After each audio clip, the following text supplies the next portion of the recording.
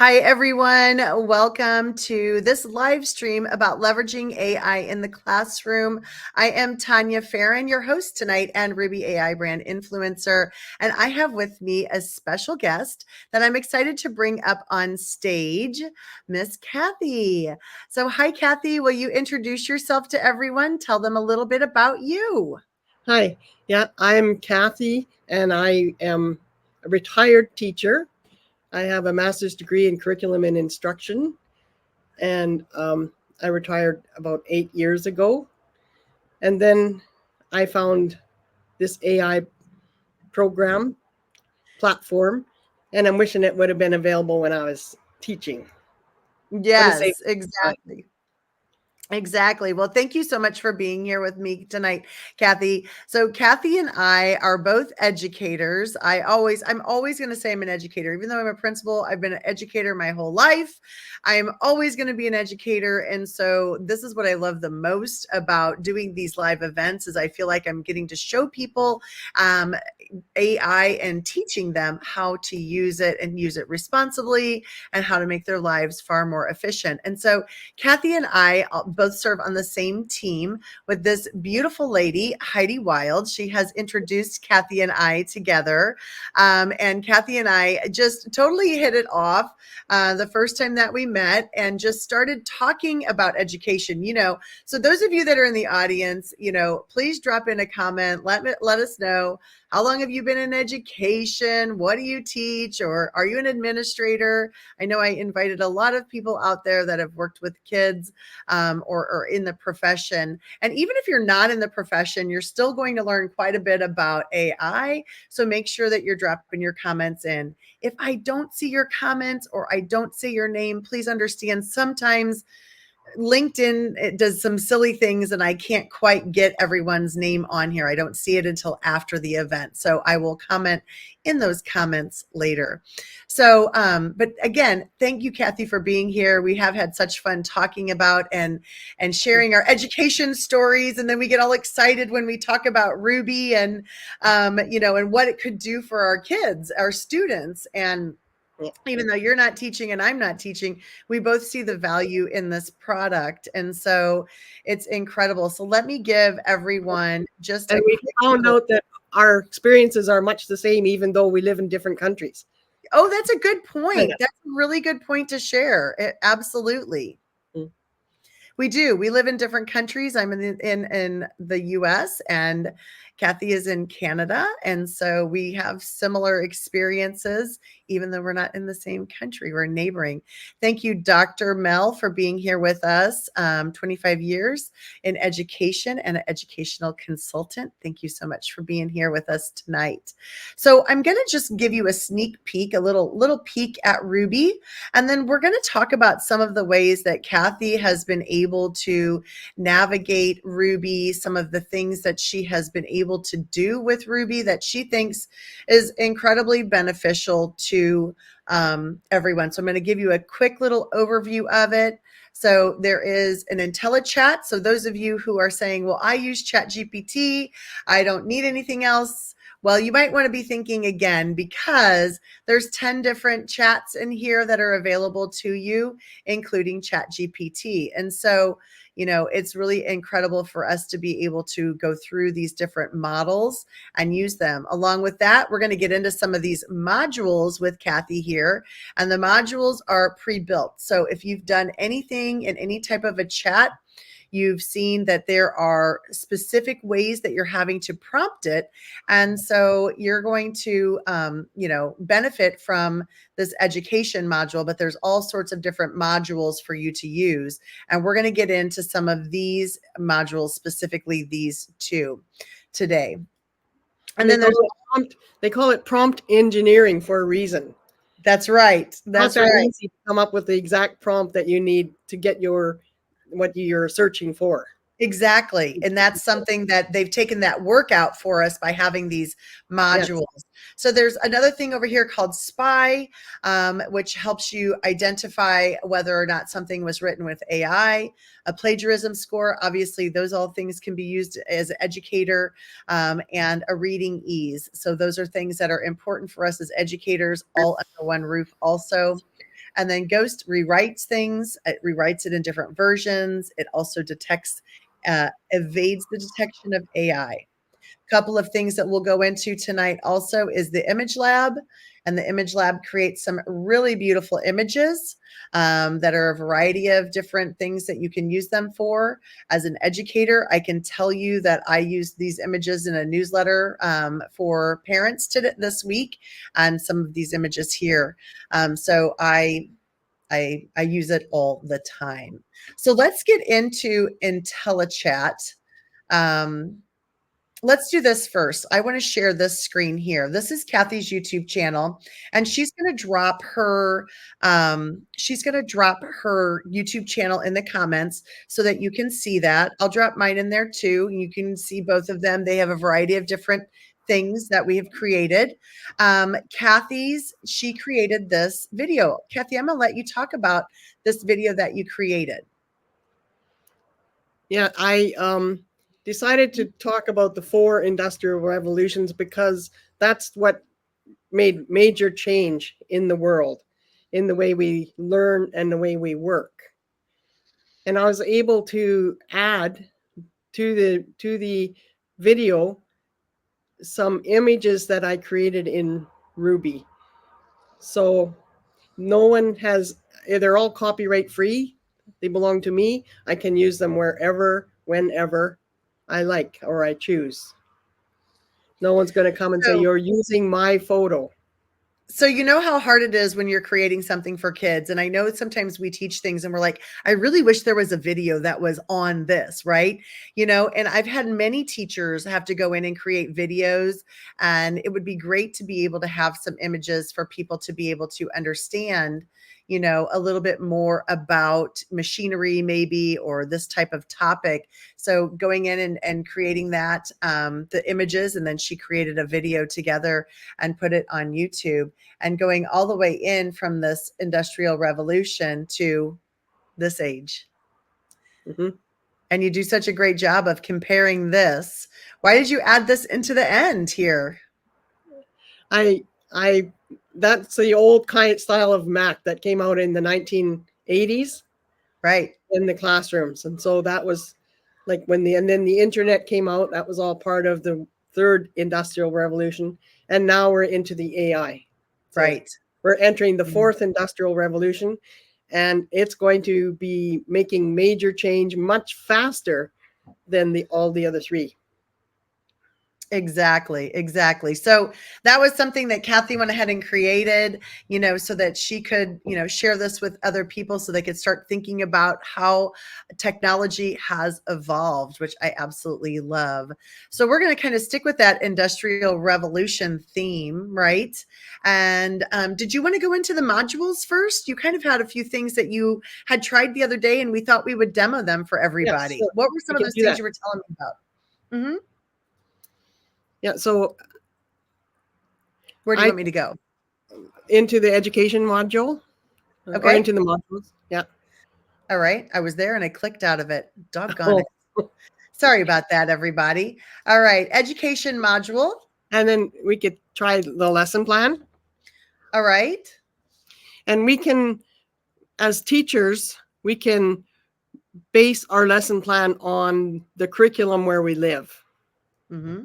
So I entered, create a series of lesson plans for the Industrial Revolution based on the British Columbia curriculum. But you could put the curriculum for Missouri or wherever people live. They could say, base these lesson plans on our specific curriculum. So then you're following the guidelines outlined in each various curriculum. Okay. Industrial Revolution, or create lessons on I don't know if we even have to put the create lessons on, since it's in the teacher lesson plan generator. Yeah, how many modules the modules are like the lessons. How many lessons did you want? Let's do 5. It's midway. You can do up to 10. Okay, up to 10. And then we're just going to click generate here. And so I probably should have selected a different AI, which you can do that. And I'll show you guys how to do that also. So this was pulling from this AI that I chose here, this chat model here. But it very quickly popped out. Understand the Industrial Revolution. These are the goals.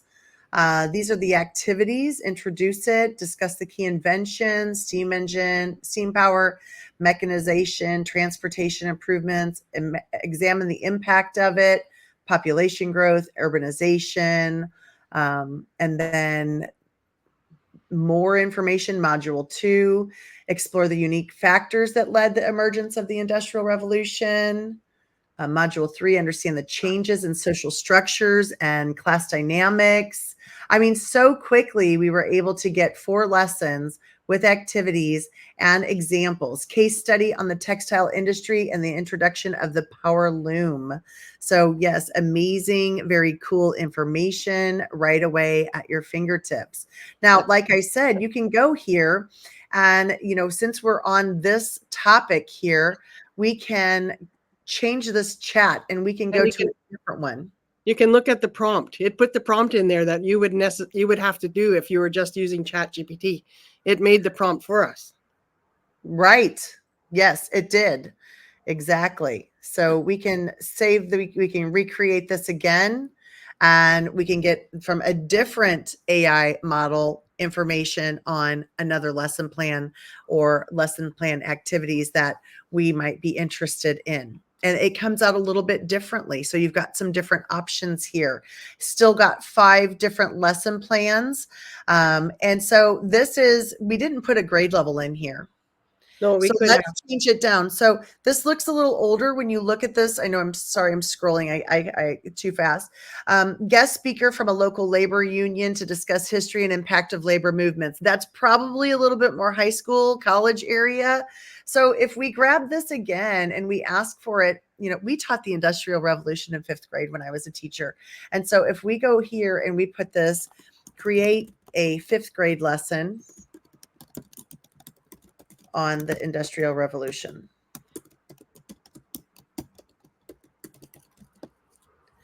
And then let's see if this changes it.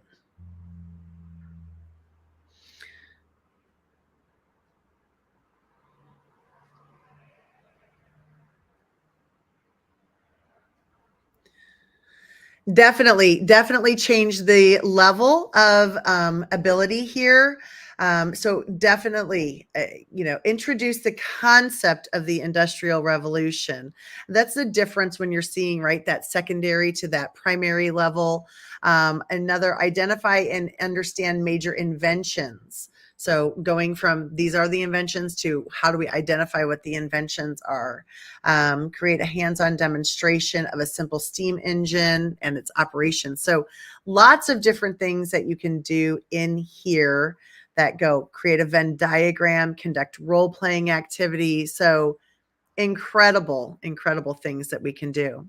How about we could also ask it to write a story about someone that's working in the factories or the cotton mills at that time. So we could start a new, or maybe further down, just say, write me a story about the working conditions of someone during the Industrial Revolution.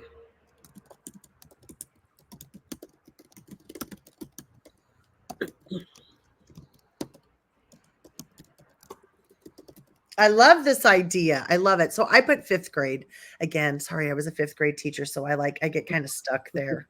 I get stuck there. Oh, I love this. I've never asked it to write a story. This is incredible. Great. And then what I love is I taught deaf and hard of hearing to students that were deaf and hard of hearing. So often their reading level was not at their grade level. So you can ask it, once it comes up with the story, you can say, rewrite this story at a grade 3 level or a grade 2 level, reading level. I love that. It looks like it's still generating here.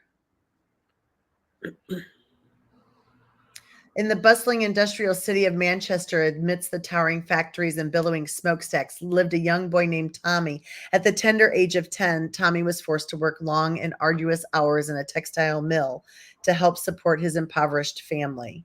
I'm going to ask it to do it again because it looked like it got stuck on me for some reason. I don't know why. This one's name is Jack. So they changed the name. I love it. I love it. And this is why I have guests on my show, because we do all use Ruby differently and learn from one another. And that's what I love. So this is incredible. All right. So again, we're in the city of Manchester, a 10-year-old kiddo. And in factory, the conditions were appalling. The air was thick with dust cotton, making it difficult to breathe. Accidents were common. All right. So then we can go in You and can rewrite that now at a lower reading do you level. just type it in at the bottom here? Is that what you do? Just say rewrite this story at a grade 2 or 3 reading level, grade 1, 2, 3, whichever you'd like. Let's do first grade level. Let's make it Yeah. really first grade. I love my son-in-law. For those of you, my son-in-law is Canadian, and I love this this different term. She says grade 1, I say first grade, and it's so funny. I love it. My son-in-law says that too. When I was in grade K, I'm like, what? That's kindergarten. Right. I love it. Once upon a time, there was a little boy named Jack who lived in a big city with lots of factories. Jack had to work in a factory to help his family. I love this, Cathy. This is incredible. I know, it's amazing. Oh my gosh, I haven't done any of this with it. The factory was not a very nice place to work. It was hot and dusty. Oh my gosh, this is incredible. Just think of the things that people can do with this. Now, what else would you do at this point with this? Then you could make, you could ask it to make questions. You could say, create 10 questions, comprehension questions on the topic. And for the students that are maybe at a lower reading level, after that, you could ask it to make multiple choice questions, fill in the blank questions, and include vocabulary of the words that are in that. Oh my gosh. Okay. So let's go back to this, because when we were talking earlier, you also said to make it on Bloom's taxonomy. So those of you that are educators out there know that Bloom's taxonomy, right, gives us this range of ability, I guess I should say. With Bloom's taxonomy, is that how I say it? Yeah. Create 10 questions based on Bloom's taxonomy, and then it'll make each question a little bit more difficult. Taxonomy. Yeah. I can't spell taxonomy. Okay. O-M-Y. O-N-M-Y. Taxonomy. Oh boy. Okay, I got it now. That's funny. All right, Teachers are not always the best spellers, I guess. Well, you know what? I'm going to be honest. My husband is an excellent speller. I'm usually like, how do I spell? And then he shouts it from the other room, and it just works for us. It's just how it goes. Knowledge. What is the Industrial Revolution? When did the Industrial Revolution begin and end? What were some of the key inventions? And then the comprehension. How did the Industrial Revolution change? What were the positive and negative impacts? So that comparing and contrasting. Application question. Cathy, I have never done this. This is incredible. Imagine you're a factory worker during the Industrial Revolution. Describe your working conditions. Oh my gosh. Do you know the time and energy that teachers are not going to have? I mean, look at what we have done so far. We've created 5 lesson plans. We're in 19 minutes. We chatted for the first 5. So for 15 minutes, we've created a lesson plan on the Industrial Revolution. Well, we reviewed and looked at some images. We created a lesson plan. We went and we created a story, and then we created questions on it, like incredible things just this fast. I mean, you have a whole week's, maybe even a whole thematic unit worth of things to go and do. And then what else would you do? I mean, then you can ask it for the kids that are reading level is a little bit lower. You could say create 10 fill in the blank questions and include a vocabulary list. Oh my gosh. Questions and include a vocabulary list. I always tell everybody, if I knew I was going to be typing in front of people, I would have paid more attention in typing class. I didn't say keyboarding, I said typing class. Oh my gosh, so funny. I had Oh, typing class too. yeah, I know, right? I'm showing my age for sure. Oh my gosh, this is amazing. Vocabulary and definitions. I never even thought to ask it that. Fill in the blank questions. This is incredible. And then, of course, the answer key. Oh my gosh. I am glad that this is being recorded because this is going to definitely go out to some people. Incredible. I love that. So those of you that are watching, a couple of things also about Ruby that, you don't just have it in this area here. So all of these pieces, you can copy this piece down here. See where this little at the bottom of my screen, I've got the little copy. I can go over to this workspace over here into this editor and I can drop this in here. Okay. I can download this information. This is the vocabulary list, the fill in the blank, so that I can print it. I can download it. I can, save it. This saves to Ruby, not to necessarily your computer. You're saving that to Ruby. So you'd have to download it in order for it to be able to be saved.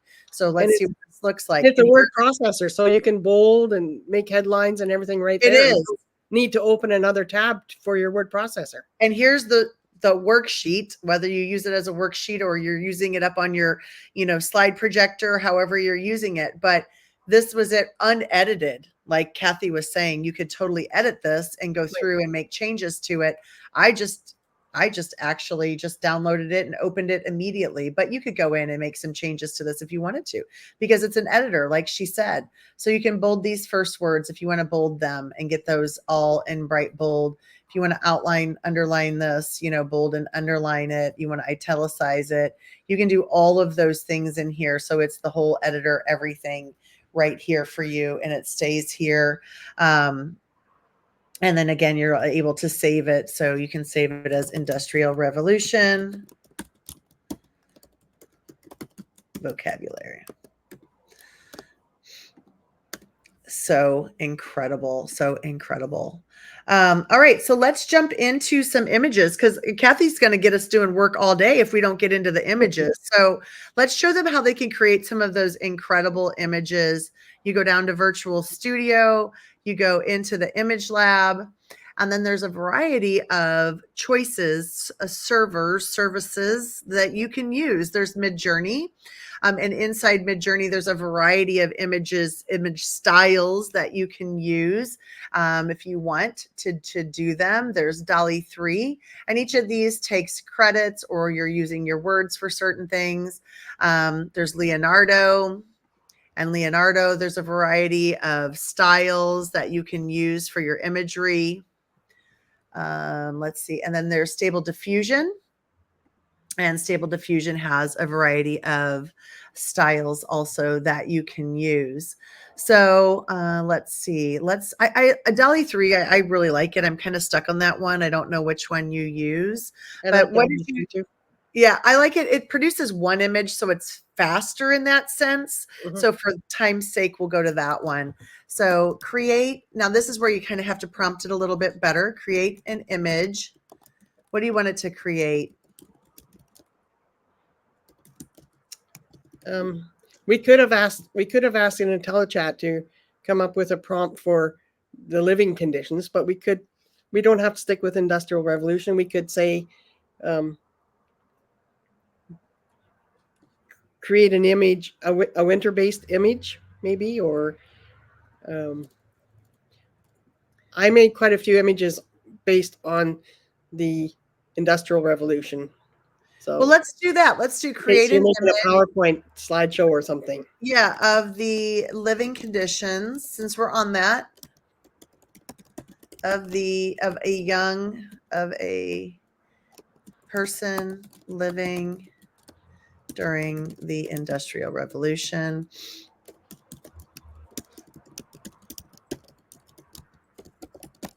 Let's see what happens. We may have to change our prompt a little bit. Yeah. DALL-E 3 does take a credit from your account over here. And our packages are all based upon words and credits. And so the subscriptions for RUBI-AI to have all of those chats are incredibly low. While this is coming out, oh, this is a cool picture. Very cool. I would say pretty real to life, true to life. Um, very, very cool. We could ask it to be in black and white. We could ask it to be more colorful. I mean, there's all kinds of things that we can do. In Midjourney, you can even make a coloring book page. Yes, you could. And so I think that's a great idea too. Let's do that one next. I'm going to copy this and do the coloring pages while this is going through. So those are things that you can have available for your kids, doing different projects during indoor recess time. This is a black and white image. Very cool looking. I love it. In IntelliChat too, if your students are really interested in one part of the lesson, you can go to topic research and ask it to write a longer version of that one little topic. Absolutely. You're absolutely correct. You can do that. So this one, it takes a little bit longer, as you can see, to create Midjourney, like Cathy and I were talking about. It has 4 different images that comes along with it. So those 4 different images takes a little bit more time to be able to be outputted. And so you're able to do it. Now, I use Ruby for all sorts of things administratively, just going in and talking about that. I created a newsletter, and I'll jump in there and show you that as an administrator. I just created it to I'm going to come back to this. I'm going to show you. And it was interesting. We can leave that in, right. We can leave it and go back to it. Yeah, when it's we can done. leave it and go back. Absolutely. So I just went into, I went email. That's where I went into this module, and I used this stock email generator. And the stock email generator helped me create this email. I put some information into it. I should show you that. Sorry. When you look at this, that's what we were talking about. You're not having to be a prompt engineer, but I went into entering the type of email. I wanted a newsletter style email. I described the goal of the email and what the key message was. Was there a call to action? There was no call to action. It was just telling kids about, what's coming up this month. The length, I wanted it longer and more detailed, and then any additional information. And I hit generate. Well, when I hit generate, this is it. As you can see, it's the stock email generator. And this is what I produced for my families. I put this information in. It looks just like a newsletter. And it was about our school picnic, keeping up with assignments and attendance. Thank you for choosing our school. And it was really pretty perfect. I'm going to be honest with you. And so there's a lot of different things that you can create in order to go along with these different pieces. I wanted to put testing on there. I wanted to put assignments on there, and I'm going to show you those images, and then a thank you. And so when I went back into Virtual Studio and I went to the image lab, oh, there's our pictures. We'll come back to those. I selected, I wanted a teenage, a middle school student working, taking a test, created a great image of a nice young lady that shows the description. I just asked for it. My prompt was not this detailed, but I loved it. Was an image showcasing a 13-year-old Hispanic female, middle school, sitting at a desk in a well-lit room. And then it gave me some different options of males. This gentleman looked a little too old for middle school for me. So I did go back and I did get this gentleman. He looked like about an 8th grader to me. So we were able to put him in there. I did thank my parents. These are our school colors. Words are a little more tricky. They're getting better with AI. As you can see, some of these didn't really say thank you. This one almost looked like it had an extra letter. So, make sure you're paying attention to those things. I also wanted like assignments, taking notes. And so I used this image. So I was able to create all of these images and be able to do that with for my school and it took me minutes to go and do and have it ready. These were the coloring book images that we created for the Industrial Revolution. So just as you see them here, you can see them individually here, and then you can download them here. You can view them a little bit bigger. So you're able to see all of those images and get a good look at them all. Very cool and detailed. All right, so let's tell people, how can they get Ruby? How can they get Ruby from you or me? So if Cathy invited you, you're going to reach out to Cathy. If I invited you, you'll reach out to me, and we're happy to share Ruby with you. Let me give you some. Let me stop sharing this screen and give you some pricing. It's super affordable to have Ruby. It's less than one DoorDash a month, I can tell you that much, or Uber Eats. So the basic plan for a customer is $20 per month. All of our plans are based upon words, credits, workspaces, collaborators, and then it's just how much of it that you want based upon the plan that you have. So the pro plan is $30 a month. They all have unlimited chat.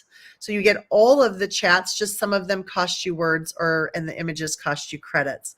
And then there's the premium plan. This is the plan that I use for my company, and obviously use it for my day job too. So I like this plan. It gives me lots of words. My words and credits roll over every month, so you don't lose them. So it's really, really affordable, and they're just amazing. There also is a premium plan.